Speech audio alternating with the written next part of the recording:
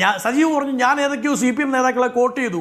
CPM നേതാക്കളെ coat ചെയ്തത് നിങ്ങളുടെ അവകാശ സംരക്ഷണ പോരാട്ടത്തിലല്ല. ഞാൻ പറഞ്ഞത് സഞ്ജീവിന്റെ വാദം ഇതാണ്. പോലീസിനെ നിയന്ത്രിക്കുന്ന കമ്മീഷനാണ്. കമ്മീഷൻ സംഘപരിവാറിന്റെ സഖ്യകക്ഷിയാണെന്നുള്ള അഭിപ്രായ വ്യത്യാസം സഞ്ജീവിനുമില്ല. സഞ്ജീവ് ആരോപിക്കുന്ന കാര്യമാണ്.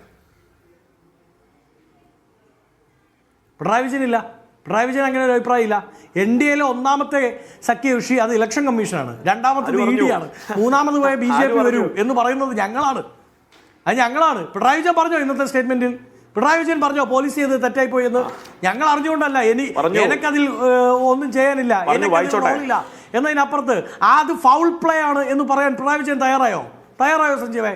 തയ്യാറായില്ല. പിന്നെ ഒരു കാര്യം കൂടി, അത് തിരുത്തി പോണം. കാരണം സഞ്ജീവ് പറഞ്ഞു, ഞാൻ കോട്ട് ചെയ്തു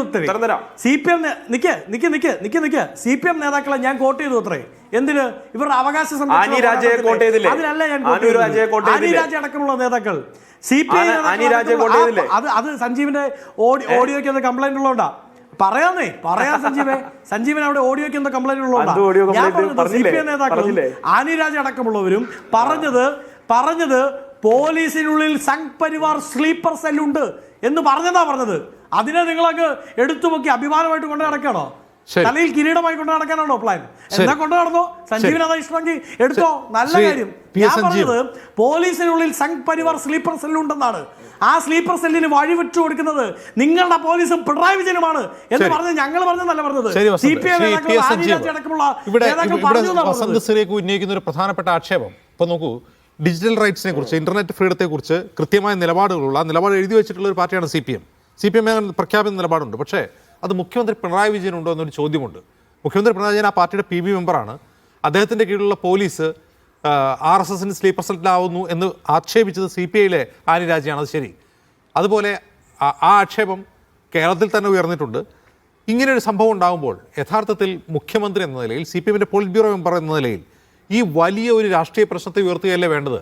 പോലീസിനെ ഞാനല്ല ഭരിക്കുന്നത് എന്ന് പറഞ്ഞ് ഒഴിമാറുകയാണോ വേണ്ടത് പിണറായി വിജയൻ?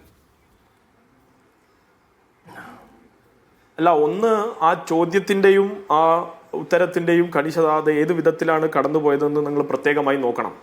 ഒന്ന്, ഇതിൻ്റെ കാരണക്കാരൻ CPM അല്ലേ LDF അല്ലേ എന്ന് ഇപ്പോഴും ആരോപിക്കുകയാണ് UDFകാർ. യഥാർത്ഥത്തിൽ മുഖ്യമന്ത്രി ചെയ്തിട്ടുള്ളത് ആ വിഷയത്തിൽ എന്താണ് യഥാർത്ഥത്തിലുള്ള കാര്യം, അത് ആരുടെ കൈയാണ്, ആരാണ് അതിൽ ഇടപെട്ടതെന്ന് പൊതുജനങ്ങളോട് തുറന്നു പറയുകയാണ് ചെയ്തത്. ഇപ്പൊ ഞാൻ CPMന്റെ പ്രതിനിധിയല്ലേ, ആ മുഖ്യമന്ത്രിയുടെ പാർട്ടിയിലെ ഒരു അംഗമാണ് ഞാൻ. ആ മുഖ്യമന്ത്രിയുടെ പാർട്ടിയുടെ അംഗം എന്ന നിലയിൽ ആ മുഖ്യമന്ത്രി പ്രതിദാനം ചെയ്യുന്ന പാർട്ടിയുടെ അഭിപ്രായമാണ് ഞാൻ ഇവിടെ പറഞ്ഞത്. അഭിമാനത്തോടു കൂടി പറയില്ല, അദ്ദേഹത്തിന്റെ അഭിപ്രായം ഇത് തന്നെയാണ്. വ്യത്യസ്ത അഭിപ്രായം ഉണ്ടോ? മുഖ്യ തെരഞ്ഞെടുപ്പ് ഓഫീസർക്ക് മുഖ്യമന്ത്രി അയച്ച കത്തിന്റെ കോപ്പിയാണിത്. രാജ്യത്തെ ഒരു രാഷ്ട്രീയ പാർട്ടിയുടെ കയ്യാളായി മാറുന്ന, അവരുടെ സീല് ഓഫീസിൽ കൊണ്ടുവച്ച് നടക്കുന്ന ഒരു സംവിധാനമായി നിങ്ങൾ മാറരുതെന്ന് മുഖത്തു നോക്കി പറയാൻ കഴിയുന്ന മുഖ്യമന്ത്രിമാർ എത്ര എണ്ണം ഉണ്ട് ഈ കേരളത്തിൽ, ഇന്ത്യയിൽ?